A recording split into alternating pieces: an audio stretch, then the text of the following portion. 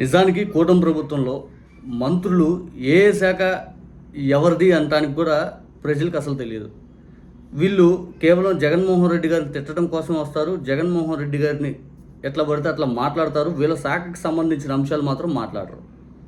ఈరోజు రాష్ట్రంలో ఏ ప్రాంతానికైనా వెళ్దాం, ఇదిగో సాంఘిక సంక్షేమ శాఖ మంత్రి ఎవరు, ఇదిగో పలానా శాఖ మంత్రి ఎవరు అనటానికి ఏ ఒక్కరూ తెలియదు.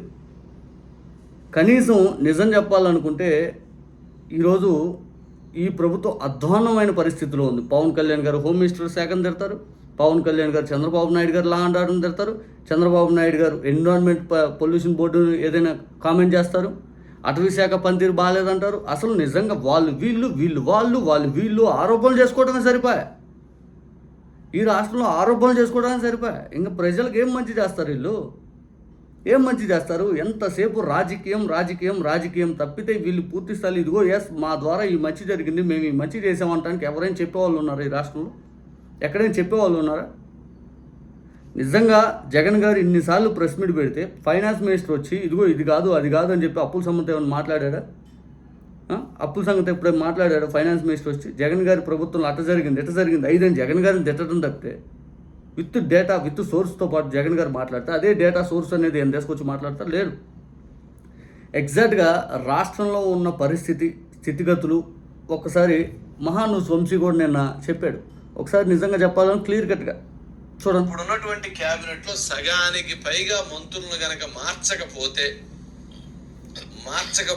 సగానికి పైగా మంత్రులని మార్చకపోతే మళ్ళీ నొక్కి సగానికి పైగా మంత్రులని మార్చకపోతే రేపు రాబోయేటువంటి ఎన్నికల్లో చాలా క్లిష్టమైనటువంటి పరిస్థితులను కూటమి ప్రభుత్వం ఎదుర్కొనిద్ది అనేటువంటి హాట్ టాపిక్ పబ్లిక్ లో జరుగుతుంది. ఇప్పుడు ఈ ప్రభుత్వం సాధించినటువంటి విజయాలేంటి, కూటమి ప్రభుత్వం సక్సెస్ ని ఎలా చెప్పుకోవాలనేటువంటి అంశంలో ప్రత్యేకమైనటువంటి శ్రద్ధని సగానికి పైగా మంత్రులు పెట్టలేదు, ఆలోచనే చేయలేదు.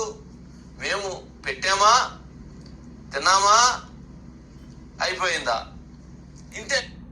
ఆ శాఖకు సంబంధించి వాళ్ళకి శ్రద్ధ లేదు, అసలు ఆలోచన లేదు. మేము తిన్నామా, మేము చేసామా, పక్క వచ్చేసామా అన్నట్టు ఉన్నారు అని చెప్పి మనం అన్న పాయింటే చెప్పాడు.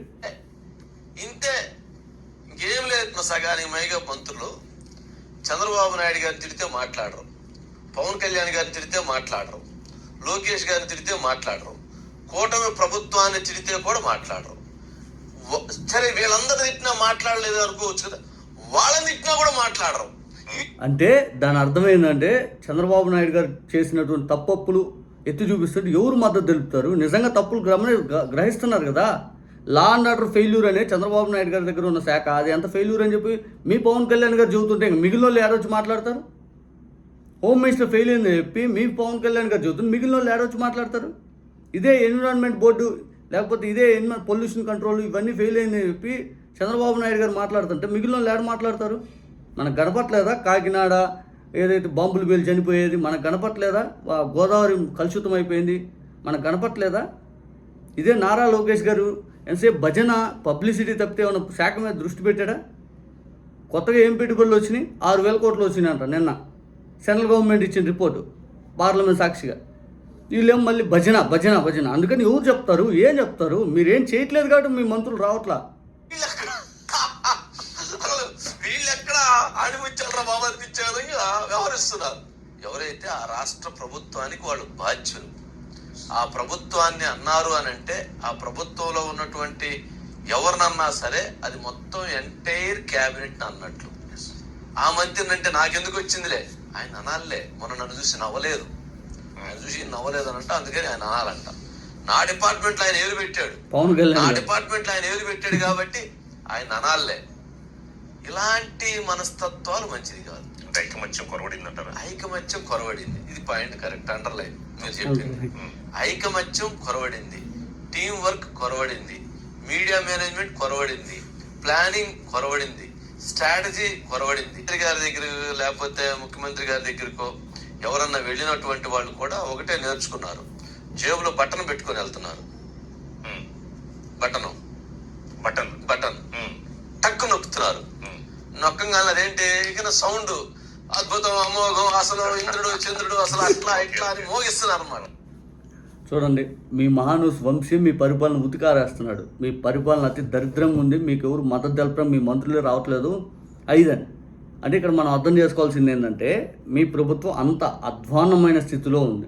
మీరేం మంచి పనులు చేయట్లా. మీరు ప్రజల్ని రాజకీయం వైపే చూస్తున్నారు తప్పితే ఎంతసేపు మంచి చేసి ప్రజల మన్ననలు పొంది మీరు గెలవాలనుకోవట్లా. ఆ కులాన్ని కలుపుదాం, ఈ కులాన్ని కలుపుదాం, ఆయన్ని మనం బాగా చూసుకుంటారు, మిగిలిన వాళ్ళు అందరూ వదిలేస్తే చాలు. ఈ యొక్క ఫోబియాలో మీరు ప్రభుత్వాన్ని నడుపుతుండేలేకి ప్రజలకు కూడా అసహ్యం వేస్తూ ఉంది. పక్కన వాళ్ళు చేసి మేము చేసామని గొప్పలు చెప్పుకోవడం తప్పితే మీరేం చేశారు స్వామి అని మాత్రం చెప్పుకోవట్లా. మీరు ఇదిగో ఎస్ ఇది మేము చేసామని చెప్పండి బలంగా. ఇది మేము చేసాము, ఇది మా కష్టం అని చెప్పుకోవడానికి ఏదీ లేదు. ఒక్క ప్రాజెక్ట్ మీ సొంతం లేదు, ఒక ఆలోచన మీ సొంతం లేదు, ఒక పథకం మీ సొంతం లేదు, ఒక విధానం మీ సొంతం లేదు, ఇచ్చిన మేనిఫెస్టో అమలు చేసిన దాఖలాలు లేవు. ఎంతసేపు జగన్ గారిని తిడదాము, వైఎస్ఆర్ కాంగ్రెస్ పార్టీ వాళ్ళ మీద కేసులు పెడదాము, సోషల్ మీడియా మాట్లాడే వాళ్ళని విపరీతంగా ఇబ్బంది పెడదాము, సామాన్యుల్ని తొక్కిపెట్టేద్దాము, మన ఇష్టారాజ్యం, మనకు అధికారం ఇచ్చింది మన ఇష్టం, ఎట్లా అయినా మనం ప్రవర్తించవచ్చు, ఇదే ఆలోచనతో తిప్పుతున్నారు తప్పితే నిజంగా ఇది మాది, ఇది మేము చేసామని చెప్పుకోవడం మీ దగ్గర ఏదీ లేదు. మీరు గమనిస్తూ ఉండండి, ప్రజలు చాలా ఆగ్రహంగా ఉన్నారు.